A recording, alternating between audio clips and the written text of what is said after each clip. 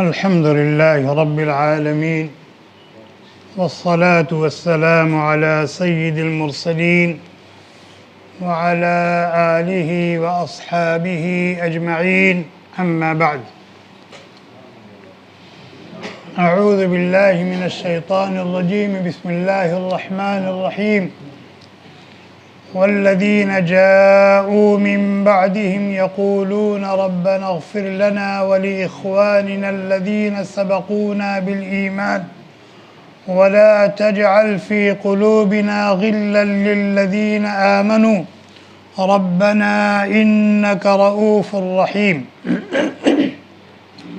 عن أبي هريرة رضي الله عنه قال قال رسول الله صلى الله عليه وسلم تفتح أبواب الجنة يوم الاثنين والخميس فيغفر لكل عبد لا يشرك بالله شيئا إلا رجلا كانت بينه وبين أخيه شحناء فيقول أنظروا هذين حتى يصطلحا انظروا هذين حتى يصطلحا انظروا هذين حتى يصطلحا رواه مسلم أو كما قال النبي صلی اللہ علیہ وسلم.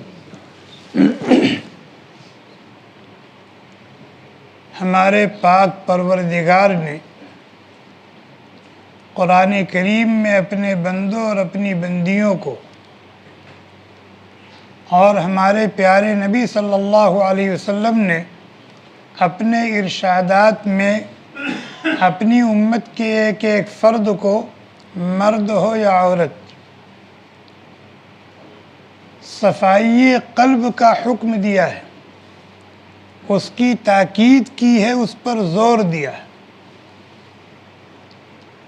اور دلوں کو صاف رکھنے پر جنت کی بشارت سنائی ہے اور دلوں کو گندہ رکھنے پر اللہ تعالیٰ کی رحمت اور مغفرت سے دوری کی وعید سنائی. جیسے نماز پڑھنا بہت بڑی عبادت ہے، اللہ تعالیٰ کی رضا اور قرب کا ذریعہ ہے. روزہ رکھنا، زکوٰۃ دینا، حج اور عمرہ کرنا، امر بالمعروف اور نہی عن المنکر کرنا، قرآن کریم کی تلاوت کرنا، اذکار و اوراد کرنا، یہ سب عبادات ہیں، اللہ تعالیٰ کی رضا اور اس کے قرب کا ذریعہ ہیں. اسی طرح سے اپنے دل کو ہر ایک کی طرف سے صاف رکھنا، کسی کی طرف سے دل میں کسی قسم کا میل کچیل نہ ہو، حقد و حسد نہ ہو، بغض و عداوت نہ ہو، دشمنی اور نفرت نہ ہو. یہ بھی بہت بڑی عبادت ہے، اللہ کی رضا اور اس کے قرب کا ذریعہ ہے اور جنت میں جانے کا اور جنت کی نعمتوں سے لطف اندوز ہونے کا سامان ہے. کن لوگوں کی طرف سے دل کو صاف رکھنا ہے؟ اپنے ماں باپ کی طرف سے دل کو صاف رکھیں، اپنے بیوی بچوں کی طرف سے دل کو صاف رکھیں، اپنے بھائیوں اور بہنوں کی طرف سے دل کو صاف رکھیں، اپنے بھانجوں اور بھانجیوں کی طرف سے دل کو صاف رکھیں، اپنے بھتیجوں اور بھتیجیوں کی طرف سے دل کو صاف رکھیں، اپنے ماموں اور خالاؤں کی طرف سے دل کو صاف رکھیں، اپنے چچا اور پھوپھیوں کی طرف سے دل کو صاف رکھیں، اپنے ایک ایک رشتہ دار کی طرف سے اپنے دل کو صاف رکھیں، اپنے پڑوسیوں کی طرف سے اپنے دل کو صاف رکھیں، اپنے اساتذہ کی طرف سے، اپنے مرشدین اور مصلحین کی طرف سے اور علماء امت کی طرف سے، ایک ایک بندے مومن کی طرف سے اپنے دل کو صاف رکھیں. اور اگر امت کا ایک ایک فرد اس کا اہتمام کر لے تو ہمارا یہ معاشرہ نمونۂ جنت بن جائے گا، اور نہ جانے کتنے خیر وجود میں آئیں گے۔ لوگ ایک دوسرے کے ساتھ کھلے دل کے ساتھ ملیں گے، ایک دوسرے کے ساتھ ہمدردی، خیر خواہی اور غمگساری کا برتاؤ کریں گے، ایک دوسرے کے معاون اور مددگار ثابت ہوں گے۔ اور اگر خدا نخواستہ دل ایک دوسرے کی طرف سے گندے ہیں تو ہمارا یہ معاشرہ بجائے نمونۂ جنت بننے کے نمونۂ جہنم بنے گا، جیسے آج بنا ہوا ہے۔ کسی کو کسی کی فکر نہیں ہے، کسی کو کسی کے ساتھ ہمدردی نہیں ہے، ہر ایک کا اپنا اپنا مسئلہ ہے۔ کوئی بیمار ہو گیا، اس کا اپنا مسئلہ ہے، کوئی کسی طرح سے حالات میں آ گیا، ہر ایک یہ سمجھتا ہے وہ اس کا اپنا مسئلہ ہے۔ یہ بہت بڑی عبادت ہے، بہت بڑی عبادت ہے، بہت بڑی عبادت ہے۔ ابھی میں نے ایک حدیث سنائی ہے مسلم شریف کی،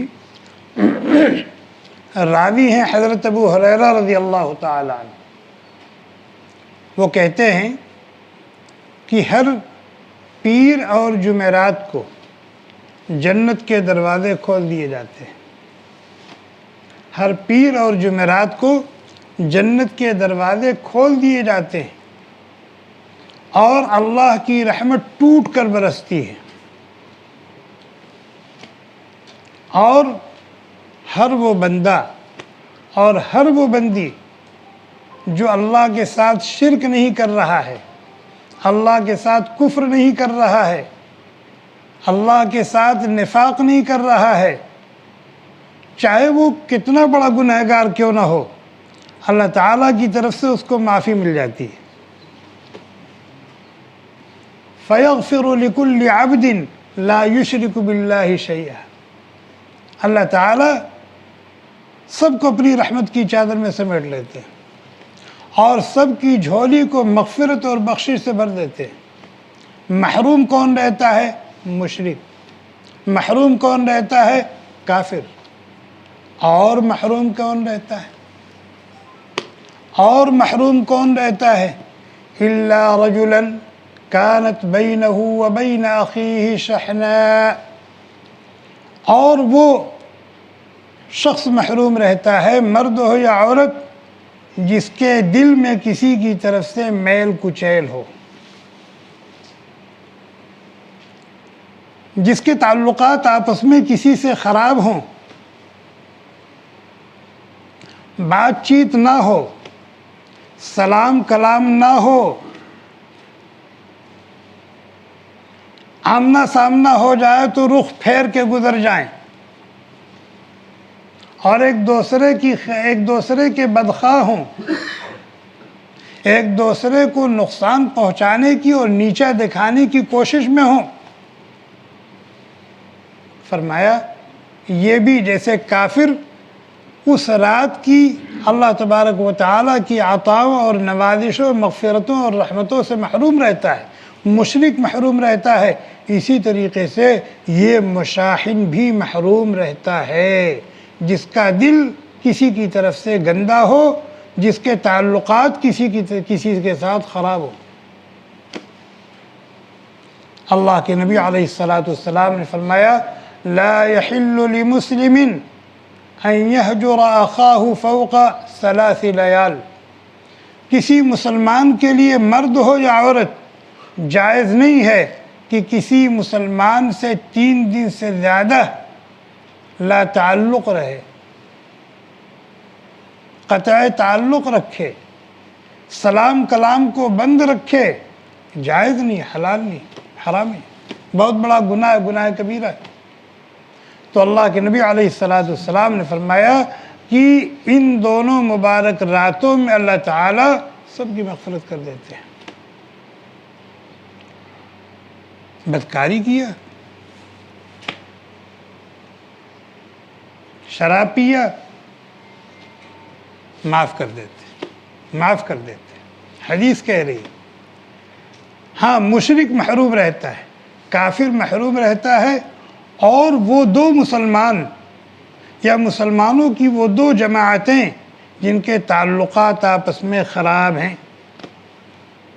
جن کے دل آپس میں ایک دوسرے کی طرف سے گندے ہیں، اللہ تعالیٰ کہتے ہیں انظروا هذین حتی یصطلحا، انظروا هذین حتی یصطلحا، انظروا هذین حتی یصطلحا، 3 مرتبہ آپ نے یہ بات فرمائی۔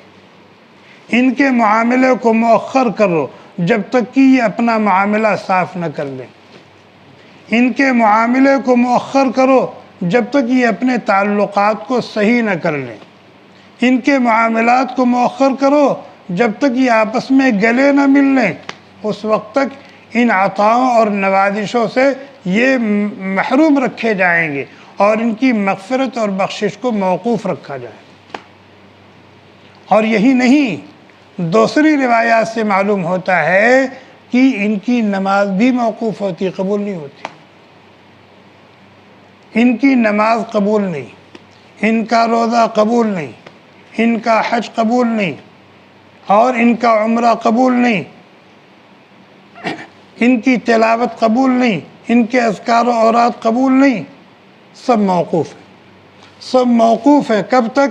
جب تک یہ اپنے تعلقات صاف نہ کر لیں، اپنے دلوں کو ایک دوسرے کی طرف سے آئینہ نہ بنا لیں، تب تک سب موقوف ہے۔ اندازہ لگائیں کتنی بڑی وعید ہے، وعید ہے کہ نہیں؟ کتنی بڑی وعید ہے، کتنی بڑی وعید ہے۔ ہم اپنا محاسبہ کریں، ہم اپنا محاسبہ کریں۔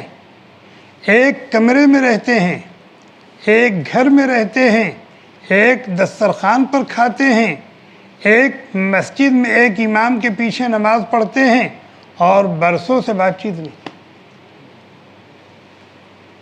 ہم اپنے تعلقات کا جائزہ لیں۔ ہمارے ماں باپ کی طرف سے ہمارا دل صاف ہے، ہمارے بھائی بہنوں سے ہمارے تعلقات استوار ہیں، ہمارے چچاؤں اور پھوپھیوں سے ہمارا کیا معاملہ ہے، ہمارے ماموں اور خالاؤں سے ہمارے تعلقات کیسے ہیں، ہمارے بھانجوں اور بھانجیوں سے، ہمارے بھتیجوں اور بھتیجیوں سے، ہمارے پڑوسیوں سے، اور عام ملنے جلنے والے لوگوں سے ہمارے تعلقات کس طرح کے ہیں۔ ہم اپنا محاسبہ کریں، اور یہ دارالعمل ہے۔ اگر قصور ہے، کمی ہے، نقص ہے، تو اس کی تلافی کا وقت موجود ہے۔ اور جب اس دارالعمل سے منتقل ہو جائیں گے تو یہ فرصت بھی کیا ہو جائے گی؟ ختم ہو جائے گی، یہ موقع بھی جاتا رہے گا۔ ایک واقعہ سناتا ہوں۔ مسند احمد کی روایت ہے، حضرت انس بن مالک رضی اللہ تعالی عنہ اس روایت کے راوی ہیں۔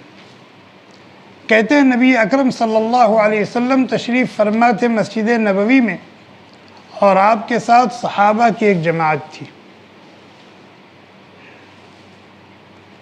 آپ نے فرمایا، حاضرین سے فرمایا، یطلع علیکم رجل من اہل الجنہ، ابھی تمہارے پاس ایک جنتی شخص آئے گا، ابھی تمہارے پاس ایک جنتی شخص آئے گا۔ یہ نبی علیہ السلام کی طرف سے خبر دی گئی ہے۔ اب بتائیں، نبی کی زبان فیض ترجمان سے اس طرح کی بات کہی جائے تو صحابہ کے اندر تجسس ہوگا کہ نہیں ہوگا؟ اشتیاق ہوگا کہ نہیں کہ وہ کون خوش بخت ہے جس کے بارے میں یہ بات فرمائی گئی ہے؟ ذرا ہم بھی تو دیکھیں اس خوش نصیب کو کہ اس روئے زمین پر رہتے ہوئے اس کے جنتی ہونے کی بشارت دی جا رہی۔ صحابہ اس خوش نصیب کو دیکھنے کے لیے بےتاب تھے اور سراپا مشتاق تھے۔ اس درمیان وہ تشریف لائے۔ حضرت انس رضی اللہ تعالیٰ عنہ کہتے ہیں کہ وہ آئے تو ان کی داڑھی سے وضو کا پانی ٹپک رہا تھا، یعنی تازہ تازہ وضو کر کے آ رہے تھے، اور اپنی چپل اپنے بائیں ہاتھ میں لیے ہوئے تھے، وہ چلے آ رہے ہیں۔ صحابہ نے اس جنتی شخص کا جی بھر کر دیدار کیا، اور اس کی سعادت مندی اور خوش بختی پر رشک کر رہے تھے۔ اسی کہ نبی نے جب جس کے بارے میں بات کہہ دی تو اس کے خلاف تو نہیں ہو سکتا، وہ صادق المصدوق ہے، وہ خود سے کسی کو جنتی تھوڑی کہیں گے۔ وما ينطق عن الهوى ان هو الا وحی یوحى، اللہ تعالیٰ کا حکم آیا ہوگا اور اللہ تعالیٰ نے بتایا ہوگا کہ یہ جنتی ہے، آپ اس کے جنتی ہونے کا اعلان کر دیجئے۔ حضرت انس رضی اللہ تعالیٰ عنہ کہتے ہیں کہ دن گزر گئے، دوسرے دن پھر مجلس لگی ہوئی تھی، اللہ کے نبی علیہ السلام نے پھر وہی بات ارشاد فرمائی، یطلع علیکم الآن رجل من اہل الجنہ، ابھی تمہارے پاس ایک جنتی شخص آئے گا۔ صحابہ پھر سراپا مشتاق ہو گئے کہ دیکھیں آج کون خوش بخت ہے جس کے بارے میں یہ بات کہی گئی، آج یہ قرعہ سعادت و مندی کس کے نام نکلتا ہے۔ چنانچہ کہتے ہیں کہ ہم منتظر ہی تھے کہ وہی صاحب دوبارہ تشریف لا رہے، داڑھی کے بال سے وضو کا پانی ٹپک رہا ہے، اپنے بائیں ہاتھ میں چپل لیے ہوئے اور چلے آ رہے۔ فرمایا تیسرے دن اللہ کے نبی علیہ السلام نے حاضرین سے پھر یہی بات فرمائی، اور خوش قسمتی کی تیسرے دن بھی وہی صاحب آئے۔ اب دیکھیے کتنی بڑی سعادت کی بات ہے کہ ایک شخص کے متعلق 3 دن مسلسل اللہ کے نبی علیہ السلام نے یہ بات فرمائی۔ تو ایک صحابی ہیں حضرت عبداللہ ابن عمرو ابن العاص رضی اللہ تعالی عنہ، انہوں نے سوچا کہ میں یہ پتہ لگاؤں گا کہ اس کا وہ کون سا عمل ہے جس کی برکت سے اس کو یہ مقام بلند نصیب ہوا ہے کہ دنیا میں چلتے پھرتے ہوئے جنت کی خوشخبری اور بشارت مل رہی ہے۔ چنانچہ مجلس ختم ہوئی، لوگ مجلس سے اپنے اپنے گھروں کو جانے لگے، وہ جنتی صحابی بھی انہوں نے بھی اپنے گھر کا رخ کیا، تو حضرت عبداللہ ابن عمرو ابن العاص رضی اللہ تعالیٰ عنہ بھی ان کے پیچھے پیچھے چلے۔ وہ اپنے گھر کے دروازے پر پہنچے، یہ بھی وہاں پہنچ گئے۔ پھر انہوں نے کہا لاحیت بین ابی،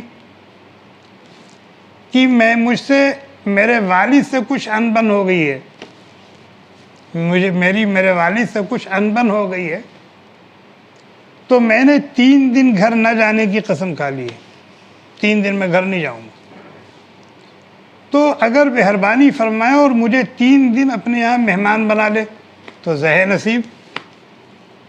مقصد تو مہمان بننا نہیں تھا، مقصد تو یہ دیکھنا تھا کہ ان کا کون سا وہ عمل ہے جس نے ان کو یہ اس نعمت سے سرفراز کیا ہے۔ چنانچہ انہوں نے خوشی سے ان کو مہمان بنا لیا اور کہا ٹھیک کر رہے ہیں۔ بہرحال اب چونکہ ایک مقصد سے یہ رکے تھے تو ان کی نظر ان کی ہر نقل و حرکت پر رہی، ہر نقل و حرکت پر ان کی نظر ہے کہ یہ کیا کر رہے ہیں، کہاں آ رہے ہیں، کہاں جا رہے ہیں، ہر چیز کو وہ دیکھ رہے ہیں کیمرے سے۔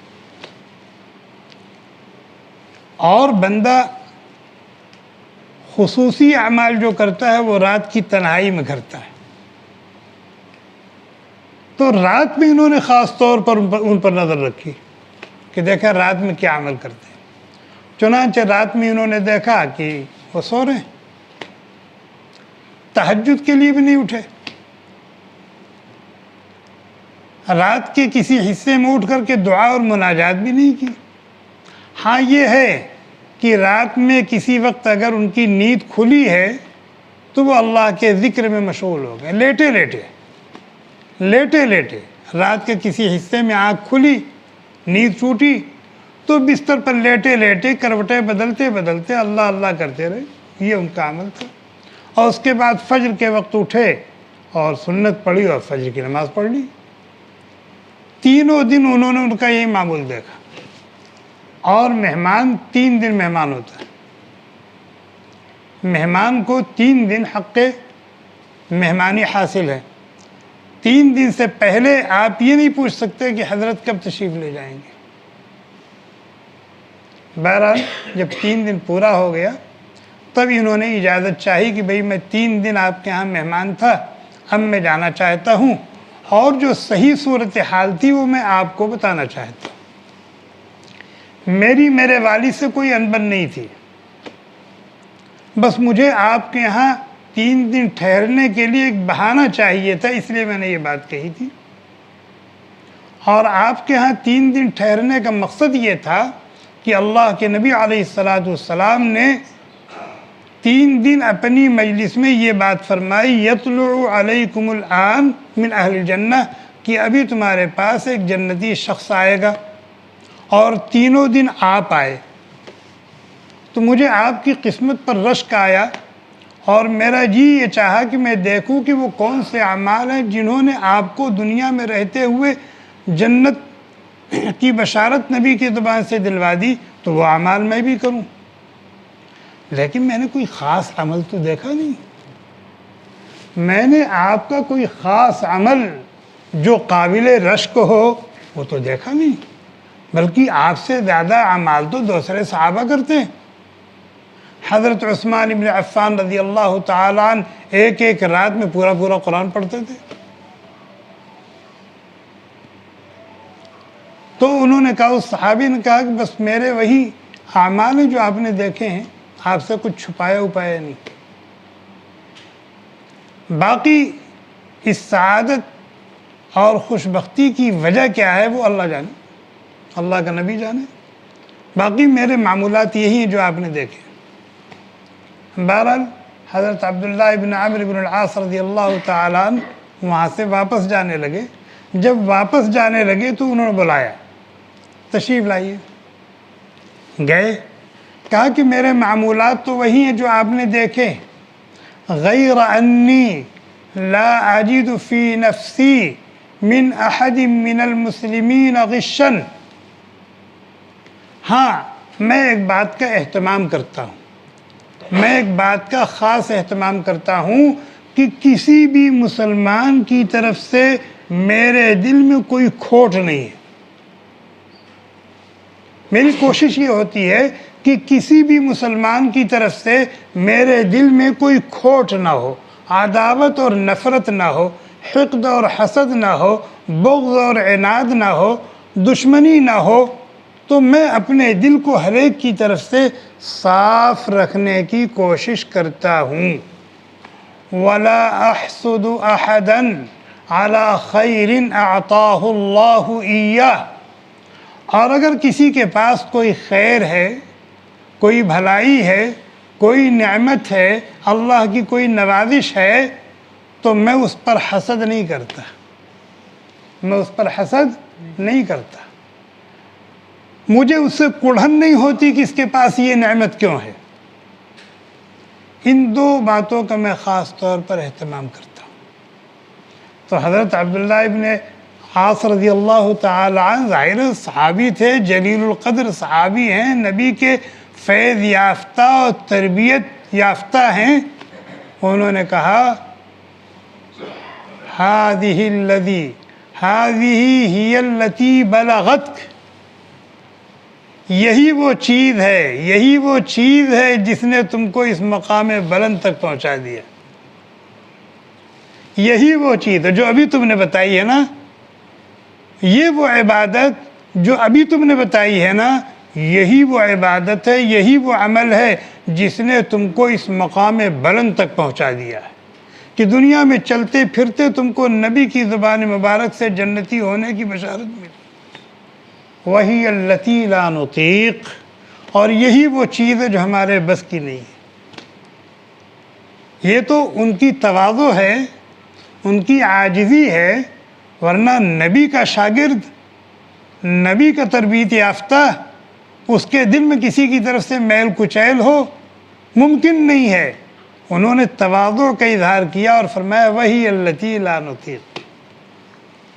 اس واقعے سے اندازہ لگائیں کہ ہر ایک کی طرف سے، ایک بندے مومن کی طرف سے، خاص طور پر رشتہ داروں کی طرف سے، خاص طور پر علماء امت کی طرف سے اپنے دلوں کو صاف رکھنا بہت بڑی عبادت ہے، بہت بڑی عبادت ہے، بہت بڑی عبادت ہے۔ اللہ تعالیٰ کے قرب اور اس کی رضا کا ذریعہ ہے۔ جنت اور جنت کی نعمتوں سے لطف اندوز ہونے کا سامان ہے. جیسے آپ نے اس صحابی کو دیکھا نا کہ ان کے معمولات ایسے نہیں تھے کہ اس پر رشک کیا جائے، لیکن ان کی ایک خاص صفت تھی جس کی برکت سے وہ اتنے اونچے مقام سے نوازے گئے. تو دل کی صفائی بہت بڑی نعمت ہے. دل کی صفائی بہت بڑی نعمت.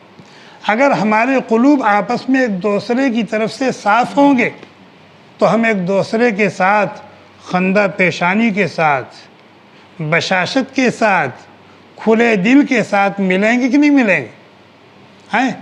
ہر ایک کے ساتھ اچھا اور بہتر معاملہ اور برتاؤ کریں گے نہیں کریں گے. لیکن اگر کسی کی طرف سے دل گندہ ہے تو آدمی مسکرا کر کے اس کو سلام بھی نہیں کر سکتا. وہ بیمار ہے تو اس کی مزاج پرسی بھی نہیں کر سکتا. وہ کسی پریشانی میں ہے تو اس پریشانی کو دور کرنے کا سوچ بھی نہیں سکتا. صحیح ہے غلط ہے؟ صحیح ہے غلط ہے؟ اور پھر اگر دل کے اندر میل کچیل ہوتا ہے نا کسی کی طرف سے تو اس کی نحوست سے بہت سارے شرور وجود میں آتے ہیں. جب دل گندا ہے اس کی طرف سے تو ہم دانت پیسیں گے نہیں پیسیں گے؟ اس کی شکوہ شکایت کریں گے نہیں کریں گے؟ اس کی غیبت و برائی کریں گے نہیں کریں گے؟ اس کی چغلی کھائیں گے نہیں کھائیں گے؟ اس پر الزام و بہتان لگائیں گے نہیں لگائیں گے؟ اس کو نقصان پہنچانے کی کوشش کریں گے نہیں کریں گے؟ اس کو بعزت اور رسوا کرنے کی فکر میں رہیں گے کہ نہیں رہیں گے؟ دیکھیے ایک چیز کی وجہ سے کتنے شرور اور کتنی برائیاں وجود میں آ رہی. آج معاشرے میں یہ چیز عام ہے. بھائی کے بھائی سے، بھائی کے بہنوں سے، بہنوں کے بھائیوں سے تعلقات خراب ہیں. اور یہ تو چھوڑیے، حالانکہ یہیں بھی نہیں ہونا چاہیے. یہ بھائی بہن آپس میں 4 ہوں 6 ہوں 10 ہوں، ایک ہی پیٹ میں ایک ہی رحم میں تو پلے ہیں، ایک ہی ماں کا دودھ پیا ہے، ایک ہی چھت کے نیچے ایک ہی ماں باپ کی زیر سرپرستی کھیلے ہیں، پلے ہیں، بڑھے ہیں، جوان ہوئے ہیں. آپس میں کتنا تعلق ہونا چاہیے، کتنی محبت ہونی چاہیے، کتنا خلوص اور ایک دوسرے کے ساتھ کتنی ہمدردی ہونی چاہیے. نہیں، اب تو ماں باپ کے دل بچوں کی طرف سے خراب رہتے ہیں، بچوں کے دل ماں باپ کی طرف سے خراب رہتے ہیں، شوہر کے دل بیوی کی طرف سے خراب، بیوی کا دل شوہر کی طرف سے خراب ہے، مسترشد کا دل مرشد کی طرف سے خراب ہے، شاگرد کا دل استاد کی طرف سے، استاد کا دل شاگرد کی طرف سے خراب ہے. کہاں سے فیض پہنچے گا؟ کہاں سے فیض پہنچے گا؟ اور یہ اتنی اہم چیز ہے، اتنی اہم چیز ہے کہ اللہ تبارک و تعالیٰ نے صفائی قلب کا حکم دیا ہے، اس کی تاکید کی ہے، اور صفائی قلب پر انعام و اکرام کا وعدہ کیا ہے، اور عدم صفائی قلب پر وعیدیں ہیں مغفرت اور رحمت سے محرومی کی. اور اس کے لیے اللہ تعالیٰ نے باقاعدہ دعا سکھائی ہے کہ کوشش بھی کرو صفائی قلب کی، اور اللہ تعالیٰ سے صفائی قلب کی بھیک بھی مانگا کرو، دعا بھی اس کے لیے کیا کرو. چنانچہ فرمایا والذین جاؤوا من بعدہم، اس سے پہلی آیت میں مہاجرین کا تذکرہ ہے، انصار کا تذکرہ ہے. مہاجر کسے کہتے ہیں؟ مہاجر، جب قرآن میں مہاجرین بولا گیا تو اس سے کون لوگ مراد ہیں؟ وہ لوگ جو مکہ مکرمہ سے ہجرت کر کے مدینہ منورہ گئے، اور یہ سلسلہ کب تک جاری رہا؟ مکہ مکرمہ کے فتح ہونے تک. مکہ مکرمہ سے ہجرت کر کے مدینہ منورہ گئے ہوں، یا اور کسی علاقے میں رہے ہوں، وہاں سے ہجرت کر کے گئے ہوں، اس وقت ہجرت فرض تھی، تو وہ مہاجر کہلاتے ہیں. اور ان مہاجرین کا جن لوگوں نے استقبال کیا، ان کی مدد کی، ان کو سینے سے لگایا، ان کو سہارا دیا، ان کو کیا کہا جاتا ہے؟ انصار کہا جاتا ہے۔ تو یہ انصار اور مہاجرین کہاں تک ہیں؟ مکہ مکرمہ کے فتح ہونے تک۔ مکہ مکرمہ فتح ہو گیا، اب اس کے بعد جو لوگ مسلمان ہوئے ہیں وہ نہ انصار ہیں نہ مہاجر ہیں، صحابی ہیں لیکن انصاری بھی نہیں ہیں، مہاجر بھی نہیں۔ والذین جاءوا من بعدہم، اور وہ لوگ جو آئے انصار اور مہاجرین کے بعد، تو من بعدہم اس سے مراد صحابہ بھی ہیں جو فتح مکہ کے بعد مسلمان ہوئے، اور تابعین بھی ہیں، تبع تابعین بھی ہیں، ائمہ مجتہدین بھی ہیں، اور قیامت تک آنے والے ایک ایک مسلمان مرد عورت۔ کیا کہتے ہیں وہ؟ ربنا اغفر لنا، وہ دعا کرتے ہیں ربنا اغفر لنا، اے ہمارے رب ہماری مغفرت فرما، ولاخواننا الذین سبقونا بالایمان، اور ہمارے ان بھائیوں اور بہنوں کی بھی مغفرت فرما دے جو ہم سے پہلے توحید اور ایمان کے ساتھ دنیا سے جا چکے ہیں۔ وَلَا تَجْعَلْ فِي قُلُوبِنَا غِلًّا لِّلَّذِينَ آمَنُوا، اور کسی بھی ایمان والے یا ایمان والی کی طرف سے ہمارے دل میں رائی کے دانے کے برابر بھی کھوٹ، حقد و حسد، بغض و عناد، عداوت و دشمنی نہیں، رائی کے دانے کے برابر بھی کسی کی طرف سے، جو لوگ دنیا سے جا چکے ہیں ان کی طرف سے بھی نہیں، جو موجود ہیں ان کی طرف سے بھی نہیں، اور کسی کی طرف سے بھی نہیں، ہمارے دل کو بالکل صاف رکھیں۔ اللہ تعالیٰ نے دعا سکھائی، اور آپ کے لیے کیا مشکل ہے؟ ہمارے دلوں کو ہر ایک کی طرف سے صاف شفاف آئینہ بنا دیں، آپ کے لیے کیا مشکل ہے؟ ربنا انک رؤوف الرحیم، آپ تو بے انتہا شفیق ہیں، اور آپ تو بے انتہا مہربان ہیں، اور آپ جس پر شفقت فرما دیں، جس پر آپ مہربانی فرما دیں، تو پھر اس کے بننے اور سنورنے میں کون سا وقت لگے گا؟ یہ بہت اہم موضوع ہے، بہت اہم موضوع ہے، اور بڑی عظیم عبادت، بڑی عظیم عبادت ہے۔ ہم میں سے ہر ایک کو اس کا اہتمام کرنا چاہیے، ہم میں سے ہر ایک کو اس کا اہتمام کرنا چاہیے، اور اس عبادت کے اہتمام پر جن انعام و اکرام کا وعدہ ہے اللہ کی طرف سے اور اللہ کے نبی کی طرف سے، اس پر یقین بھی رکھنا چاہیے، اور اللہ تعالیٰ سے دعا بھی کرنا چاہیے۔ سبحانک اللہم بحمدک، نشہد ان لا الہ الا انت، نستغفرک ونتوب الیک۔ سبحان ربک رب العزة عما یصفون، وسلام علی المرسلین، والحمد للہ رب العالمین۔ جزاکم۔ Thanks for watching.